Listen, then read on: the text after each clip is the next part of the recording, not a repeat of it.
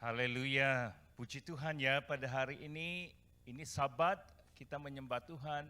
Saya senang sekali ya bersama-sama dengan Ica, Indo, Pastor Ari, Pastor Yeremia. Haleluya, pemimpin-pemimpin gereja Ica, Indo ini lumayan sekali ya. Haleluya, minggu depan langsung kita akan bersama-sama menyembah Tuhan, berkebaktian di North Point ya. Jangan lupa, ya kita sudah pelajari orang Kristen, anak Tuhan itu harus selalu murung-murung ya. Enggak, anak Tuhan itu selalu bahagia. Iya, karena mereka itu diberkati oleh Tuhan. Anak Tuhan itu bukan sahaja hari Minggu bahagia, tetapi setiap hari bahagia. Itu adalah janji Tuhan buat anak-anaknya. Saudara, mungkin dalam kehidupan ini ada sekali banyak kesusahan ya. Tempat kerja kita, keluarga kita yang tidak sempurna, kesehatan kita yang tidak sempurna, juga perhubungan kita ini tidak sempurna, langsung ada banyak duka cita ya. Tetapi firman Tuhan katakan, Yesus sudah memberikan sukacita buat anak-anaknya. Ya, kalau bahasa Inggris itu bilangnya blessed ya, diberkati. Diberkati artinya berbahagia ataupun bersukacita. Nah, dalam khotbah siri ini kita sudah sharing orang anak Tuhan itu berbahagia karena mereka itu bersyukur. Kalau di dunia ini mereka katakan orang itu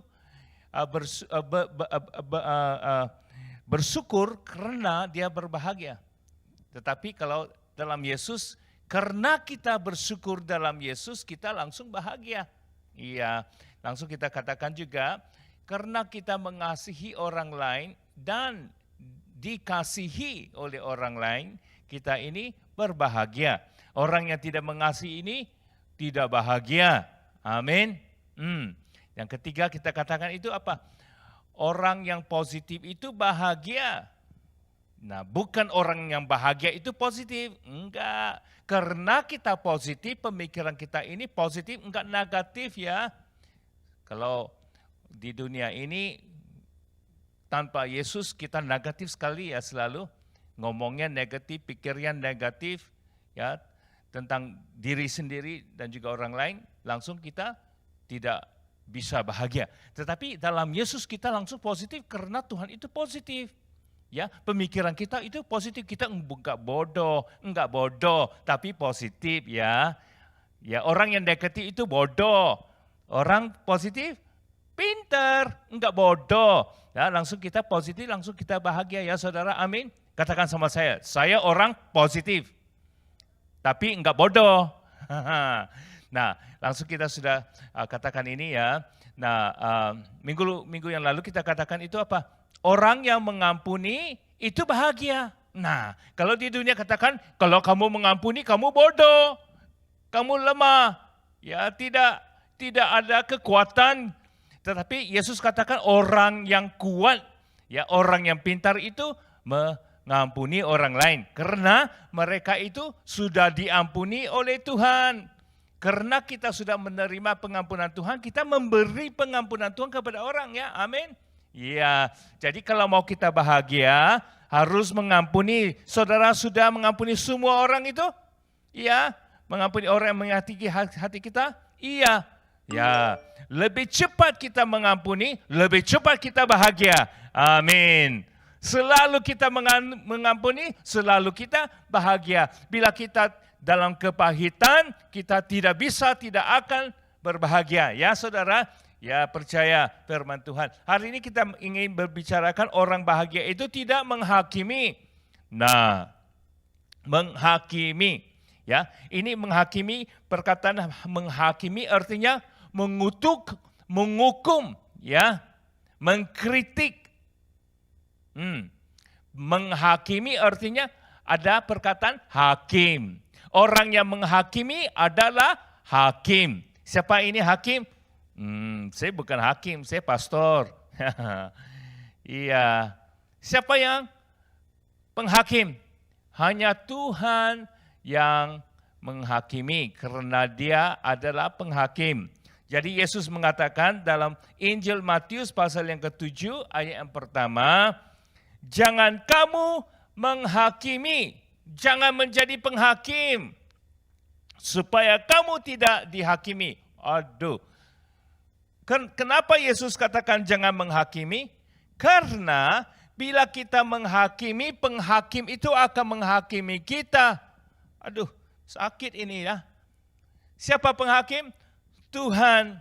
Oh, saya tidak mau Tuhan menghakimi saya mau Tuhan mengasihi saya ya saudara. Ya kita semua mau Tuhan Yesus mengasihi, tetapi tidak menghakimi, tidak menghukum kita. Karena kalau Yesus menghukum kita itu sakit loh. Waktu saya masih muda ya, masih di sekolah dulu, nakal-nakal ya, seringkali dihukum ya, dipukul oleh di sekolah ya, oleh cikgu. Sakit ya, sakit. Ya, saya takut sekali ya. Bukan saja sakit ya, malu loh. Nah, kita tidak mau Tuhan menghukum kita, tetapi kita mau Tuhan mengasihi kita. Kita semua mau dikasihi ya, amin. Tidak ada seorang pun yang saya kenal yang katakan, oh saya mau dihukum. Saya senang sekali kalau dihukum, dihakimi oleh Tuhan, dikritik oleh Tuhan. Tidak mau ya. Jadi saudara, kalau kita tidak mau dihukum Tuhan, kita jangan menghakimi orang lain. Nah, perkataan menghakimi ini artinya apa ya Pastor? Artinya mengutuk, ya, menghukum, ataupun mengkritik. Kalau bahasa Yunani itu krino, ya krino. Dalam Yohanes pasal yang ketiga ayat 16, perkataan krino ini ditulis di sini, Yohanes 3 ayat 16. Karena begitu besar kasih Allah akan dunia ini, Tuhan mengasihi ya, amin. Sehingga ia telah mengurniakan anaknya yang tunggal supaya setiap orang yang percaya kepadanya tidak binasa, melainkan beroleh hidup yang kekal, amin. Ayat 17. Sebab Allah mengutus anaknya ke dalam dunia bukan untuk menghakimi. Ini krino. Tuhan Yesus ini datang ke dunia, ini bukan menghukum, menghakimi, atau mengkritik kita. Melainkan untuk menyelamatkannya oleh Dia. Barang siapa percaya kepadanya, ia tidak akan dihukum, dihakimi, krino. Barang siapa tidak percaya, ia telah berada di bawah hukuman, sudah dihakimi. Karena dosa, sebab ia tidak percaya dalam nama Anak Tunggal. Nah, saudara, firman Tuhan katakan, kalau kita sudah percaya sama Yesus, kita berbahagia. Berbahagia karena kita dikasihi. Nah, karena kita dikasihi, kita tidak mau dihukum, tidak mau dihakimi oleh Tuhan. Sebelum mengenal, sebelum percaya akan Yesus, kita dihukum sudah, dihakimi sudah. Ya, karena dosa Adam dan Hawa. Nah, orang-orang yang percaya, anak-anak Tuhan, saudara-saudara, ya ingat ya, jadi kita sekarang sudah tidak dihukum Tuhan. Langsung kita dikasihi Tuhan, amin. Nah, tetapi kalau kita menghakimi orang lain, mengkritik orang lain, menghukum orang lain, seperti penghakim, dalam pemikiran kita, dalam perkataan kita, dalam kelakuan kita ya, Tuhan akan menghukum kita. Aduh, bikin takut sama saya ya ini.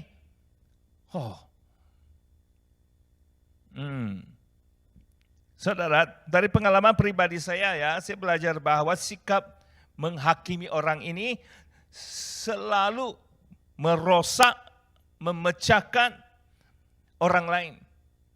Tidak pernah positif ya. Kelakuan menghakimi ini tidak pernah positif. Kalau saudara pernah mengalami penghukuman orang lain menghakimi, langsung perasaannya positif. Bagi kita sama saya ya, saya mau tahu. Saya tidak pernah loh. Tidak pernah. Itu selalu negatif ya. Yang merosak karena penghakiman kita membuat orang lain berpaling dari Tuhan. Iya. Pernah dengar orang katakan, oh orang Kristen ini selalu menghakimi, mengkritik. Langsung saya senang sama Yesus, saya ingin percaya sama Yesus. Pernah dengar ini ya? Tidak pernah. Bila kita menghakimi orang lain, orang yang kita kasihi, anak-anak kita ya, teman-teman kita, mereka akan meninggalkan Tuhan. Mereka tidak mau percaya akan Tuhan langsung karena mereka marah. Tidak ada seorang pun yang senang kalau dihakimi loh. Iya, saya juga, gereja juga, jemaat juga. Tetapi bila kita mengasihi, langsung mereka mau percaya akan Yesus. Amin. Bila kita menghakimi mereka, oh kamu orang berdosa, oh kamu ini jahat, kamu ini nakal ya, ini ya tidak baik ya, ini semua yang tidak baik. Kalau kelakuan kita ini begini, tidak ada orang yang akan mau percaya atau ikut sama Yesus. Kadang-kala kalau di keluarga ya, kita mengkritik anak-anak kita, atau juga suami atau istri, orang yang kita kasihi, atau juga orang tua kita ya, sebagai seorang Kristen, itu tidak akan membina ataupun menjadikan sesuatu yang positif. Seringkali itu menyakiti hati orang, itu negatif sekali. Kalau kita mau mereka mendekati Tuhan, percaya akan Yesus, langsung kita akan selalu mengasihi, jangan menghakimi saudara. Bila kita mengasihi mereka, kita langsung bahagia. Keluarganya bahagia, setiap orang bahagia. Bila kita menghakimi, kita memecah belah. Karena bentuk penghakiman lain adalah gosip ya. Aduh, gosip. Gosip ya, itu tidak baik ya. Gosip itu selalu negatif. Lidah adalah senjata paling berbahaya. Lidah ini paling berbahaya, merusak dan mematikan yang terdapat pada manusia. Gosip. Ya. Untuk menghentikan ini kita tidak boleh mendengarkan, menerima atau mengulangi kritik atau gosip ya. Kalau ada orang mau gosip-gosip ya, jangan dengar ya. Bagi tahu sama saudara itu, telinga saya ini suci ya. Ini telinga buat Yesus. Tidak mau dengar yang negatif ya. Minta maaf ya. Minta maaf dong. Ya, saya mengasihi dong. Tapi ya kita tidak mau mengucapkan, mengatakan atau mendengar ya yang negatif ya, yang menggosip ya. Kalau kita mau ngomong itu, ya nanti kita mengundang orang yang kita menggosip itu sama-sama ya bicara. Jangan gosip di belakang ya. Kalau mau gosip sama-sama ya mengundang orang yang kita mau gosip itu sama-sama bicara ya, itu lebih baik di depan ya, jangan di belakang ya. Kalau di belakang itu hanya orang yang takut saja ngomong belakang. Ya, kalau itu benar, kalau itu suci, kalau itu kudus, kalau itu ada kasih, langsung kita ngomong depan-depan ya. Haleluya saudara, itu lebih positif. Jadi anak Tuhan, ini gosip ini sangat bahaya ya saudara. Jangan main-main ya, karena gosip ini, kita gosip orang lain gosip kita juga ya. Nanti itu tidak habis loh ya. Itu sangat menyakiti hati Tuhan. Ini menghakimi ini negatif karena sikap menghakimi membuat Anda mengkritik diri sendiri juga. Nah, bila kita mengkritik orang lain, sikap mengkritik ini juga mengkritik diri sendiri. Ya, semakin Anda menilai orang lain, semakin Anda menilai diri sendiri. Dengan terus-menerus melihat yang buruk pada orang lain, kita melatih pikiran mata kita untuk menemukan yang buruk. Yang kita lihat buruk. Tidak baik. Semua kita lihat tidak baik. Kita lihat diri sendiri di cermin, itu juga tidak baik. Karena mata ini sudah ada training ya, sudah dilatih untuk melihat yang tidak baik saja. Tetapi dalam Yesus, mata kita ini sudah disucikan. Kita melihat itu baik. Semuanya baik. Karena Tuhan mengatakan itu semuanya baik. Iya. Tetapi kita bukan bodoh. Ya, kita mengasihi Yesus. Orang yang mengasihi Yesus melihat yang baik. Iya, saudara.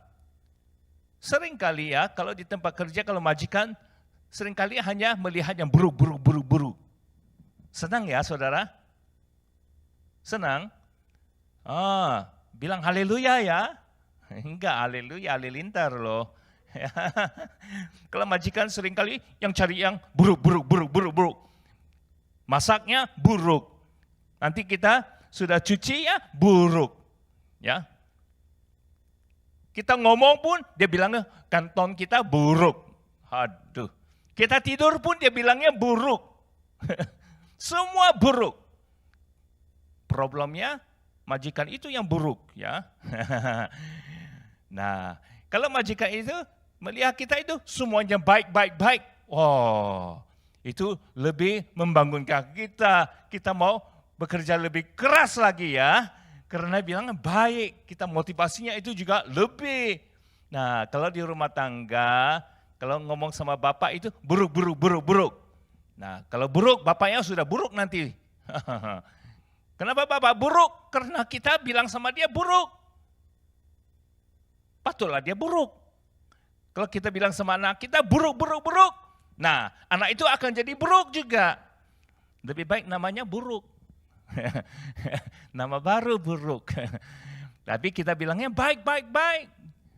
Nanti ngomong sama bapak, oh kamu suami yang baik. Walaupun dia buruk, dia akan jadi baik. Dia bilangnya, kamu percaya saya baik, tapi saya buruk. Nah, saya harus jadi baik karena kamu percaya saya baik. Nah, kita harus melihat yang baik, saudara. Nah, sekarang ini sudah online ya. Apa yang saudara lihat ini sekarang? Lihat ini baik atau buruk sekarang? Nah, saya mau tanya ini sekarang. Saudara ini lihat online sekarang, apa yang saudara lihat hari ini? Kita ada penyembahan, ya, praise and worship, ada pemujiknya, ada Pastor Ari di sini, sekarang saya di sini, nanti ada lagi kita menyembah Tuhan. Apa yang saudara lihat ya sekarang? Lihat yang buruk atau lihat yang baik? Kalau kita lihat baik, kita bahagia sekarang. Kita mendekati Tuhan. Aduh, ini online Indo Ica ini hebat ya. Baik, haleluya. Inspirasi ya. Aduh. Tapi kalau kita lihat yang buruk-buruk, ini buruk, khotbahnya buruk, pakainya buruk, mujiknya buruk, internetnya buruk, kalau semua buruk. Nah, perasaan kita juga buruk ya. Saudara, langsung tidak bahagia. Orang yang bahagia ini melihat semuanya baik. Saudara, di sekitar saudara pada sekarang ini, saudara melihat kalau ada teman-teman atau majikan, di mana saja sekarang ini ya, lihat, ini semuanya baik. Bila Tuhan menciptakan dunia ini di bumi, dia katakan, nah baik, langsung semuanya baik. Saudara, jangan menghakimi. Kalau kita menghakimi, kita akan dihakimi. Kalau kita menghukum orang lain, Tuhan akan menghukum kita. Jadi saudara, kalau kita dikritik, dihakimi orang lain, jangan marah-marah. Jangan marah. Jangan menghakimi kembali. Jangan menghakimi kembali. Tapi nyanyi kembali. Kembali kemana ya? Kembali kepada Tuhan. Karena Tuhan yang akan menghakimi orang itu. Amin. Kita tidak senang, tapi Tuhan akan memprotek kita. Dia akan menghakimi orang yang menghakimi kita. Amin.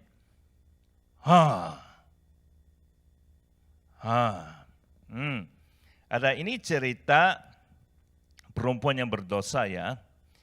Yohanes pasal 8 ayat 10.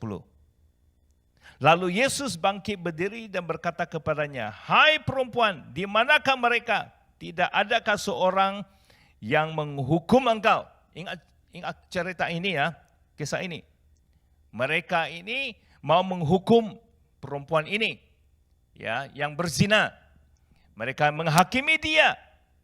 Mereka mau membunuh dia.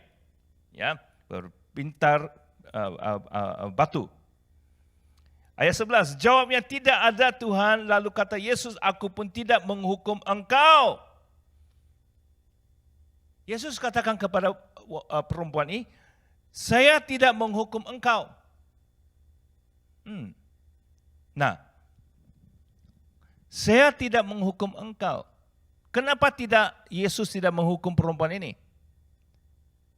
Nah, karena dia katakan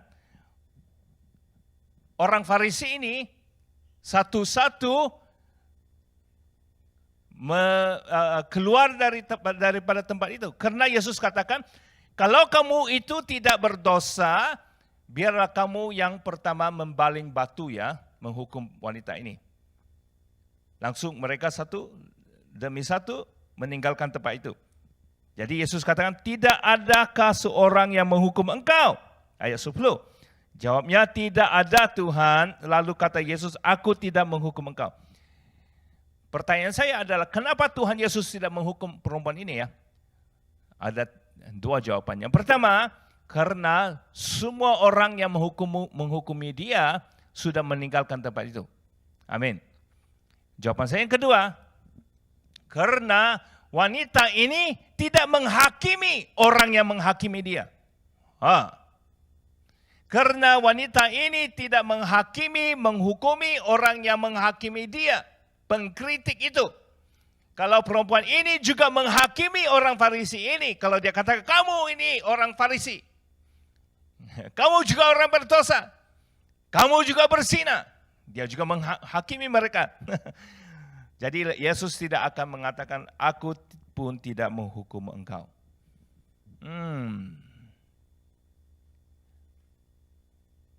Yang ketiga, jawaban saya adalah karena Tuhan Yesus tidak menghukum, dia mengasihi. Karena ada keselamatan dalam dia. Langsung Yesus katakan, pergilah dan jangan berbuat dosa lagi mulai dari sekarang.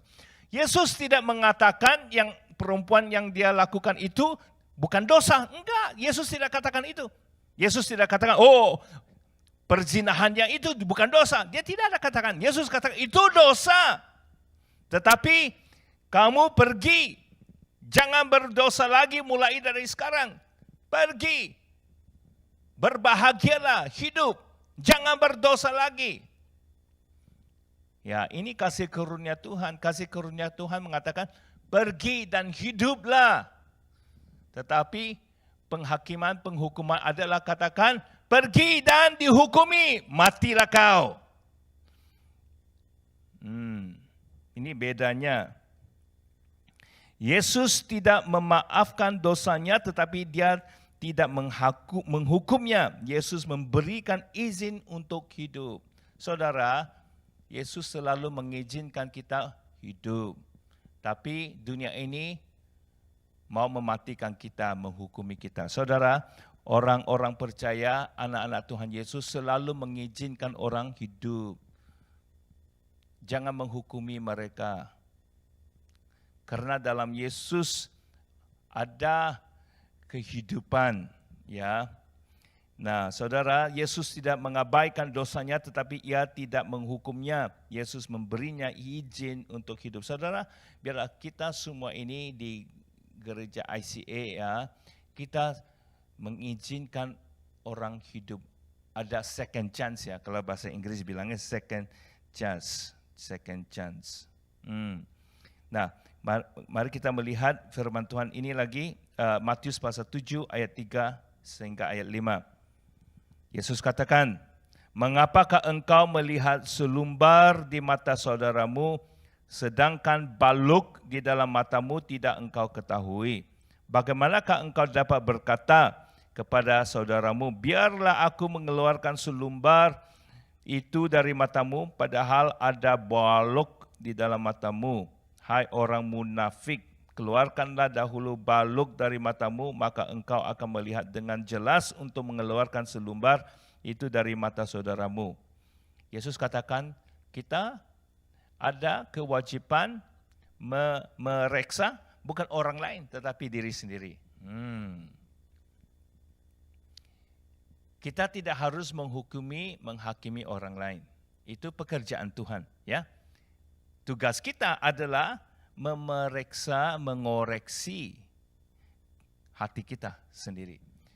Daud mengatakan, Tuhan, ya biarlah Tuhan, doanya apa? Mazmur 149, search me, O God. Tuhan memeriksa hatiku, bukan memeriksa hati dia, hatiku. Seringkali kita ini senang sekali melihat orang lain, hati orang lain. Biarpun kita tidak tahu apa yang mereka pikirkan ataupun di dalam hati mereka. Tapi Tuhan katakan, kita harus dengan pertolongan Roh Kudus memeriksa diri kita sendiri. Saudara, pernahkah saudara memeriksa hati diri sendiri? Kapan? Kali yang terakhir itu kapan? Memeriksa hati diri sendiri, bukan orang lain. Ya, setiap hari saudara, saya ingin mendorong saudara, setiap hari memeriksa hati sendiri. Bila kita memeriksa hati sendiri, Tuhan akan menggunakan kita, memakai kita untuk melayani orang lain, membantu orang lain. Ya, dia katakan di sini, ya, mengapa engkau melihat selumbar di mata saudaramu, sedangkan balok di dalam matamu tidak engkau ketahui. Ini balok ini pokok, ya, pohon besar di matamu sendiri. Ya, kalau selumbar itu hanya sedikit. Biasanya problem itu bukan saudara kita, kita sendiri. Yang mau ditukar, yang mau bertobat bukan orang lain, kita sendiri. Ya. Ya, jadi Yesus katakan kita harus menjagai sendiri. Jangan terlalu cepat untuk membantu orang lain, kita harus bantu diri sendiri, memeriksa diri sendiri. Nah, Paulus mengatakan ini kepada Timotius, 1 Timotius pasal 4 ayat 16. Awasilah dirimu sendiri dan awasili ajaranmu. Awasi, memeriksa diri sendiri. Bertekunlah dalam semua ini karena dengan berbuat demikian engkau akan menyelamatkan dirimu dan menyelamatkan orang lain. Daud, Mazmur 139, selidikilah aku, ya Allah, dan kenalah hatiku, ujilah aku dan kenalah pikiran-pikiranku. Lihatlah apakah jalan serong dan tuntunlah aku dalam jalan yang kekal. Amin. Saudara, mau berbahagia? Amin. Yang tidak mau bahagia? Ada. Yang mau murung-murung? Duka cita? Ada. Jangan loh, jangan. Harus sukacita ya, mau senyum-senyum. Happy ya, ada kegirangan. Tapi kegirangan dalam Yesus ini akan tercapai hanya kita ada bila kita positif, ya. Bila kita mengasihi orang lain, bila kita bersyukur, ya. Bila kita mengampuni orang lain. Pada hari ini kita bicarakan bila kita tidak menghakimi, menghukumi orang lain. Saudara, pada hari ini saya mau tanyakan, saudara sudah memeriksa diri sendiri? Ya. Memeriksa sikap kita, roh kita, hati kita, dan juga kelakuan kita. Biar Tuhan Yesus ngomong sama kita, apakah ada, bila dia menyelidiki hati kita, ada yang Tuhan tidak senang sama saya ya. Dan juga saudara, pada ini saya mau tanyakan, apakah ada orang yang saudara menghakimi ya? Langsung saudara melukai hati mereka. Langsung mereka sudah meninggalkan Tuhan Yesus karena kita menghakimi mereka. Nah, kita harus tobat loh, ya. Minta ampun sama orang itu, ya. Mungkin kelakuan mereka itu memang dosa, ya biar Tuhan saja, ya, yang bekerja di sana. Tapi kita tidak mau menghakimi mereka. Kita memeriksa sikap kita sendiri dulu, ya. Amin, saudara. Ya. Yang mungkin kadang-kala yang kita katakan itu benar, tapi hati kita itu tidak benar. Kalau hatinya tidak benar, apa yang kita katakan itu juga tidak benar. Mari kita tutup mata, kita berdoa ya saudara. Oh, dalam nama Tuhan Yesus, Allah yang baik, yang mengasihi tetapi tidak menghakimi. Tuhan yang mengampuni. Terima kasih Tuhan. Anak-anak-Mu di sini Tuhan. Kami menerima kasih Tuhan. Tuhan, biar Tuhan memberikan kami bijaksana setiap hari memeriksa hati sendiri. Setiap hari memeriksa hati sendiri, sikap kita sendiri Tuhan. Biar roh ini tidak ada kepahitan, biar roh ini manis, pemikiran ini tidak melihat yang buruk-buruk, tapi yang baik. Biar mata ini melihat yang baik, melihat Tuhan Yesus. Puji Tuhan, berkatilah anak-Mu. Terima kasih. Amin. Amin.